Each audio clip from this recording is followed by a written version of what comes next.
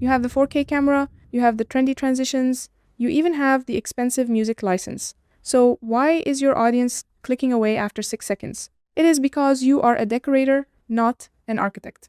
Today, we are moving beyond cool shots and diving into the psychology of narrative. By the end of this video, you will not just be an editor, you will be a manipulator of human emotion. Let us build. Before you touch a timeline, you need a blueprint. How does your story move? Linear is your ladder. Events happen from A to B to C. Think of a day in the life vlog. It builds momentum naturally because the outcome is the goal. But nonlinear or fractured storytelling is a puzzle. You scramble the timeline, start with the car crash, then cut to 3 hours earlier. This creates an immediate curiosity gap that locks viewers in. Then there is circular narrative. The story ends exactly where it began, but the context has changed. Start with a close-up of a tired face and end with that same shot. Now the viewer knows why they are tired. It is poetic and satisfying. Parallel storytelling allows you to juggle two worlds at once, like a pro versus amateur editing challenge. It keeps the eye constantly comparing and engaged. Now, let us give that story a voice through the lens.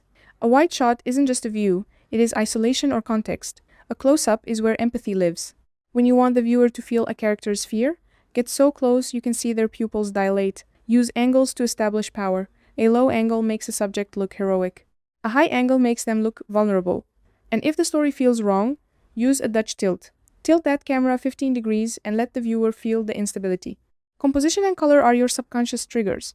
Center framing provides stability, while the rule of thirds creates lead room, giving the characters space to look into the unknown. Use color to tell the story you aren't saying out loud. Blue for isolation, orange for nostalgia. Gradually desaturating your colors as a story gets sadder is a hidden way to direct the audience's heart.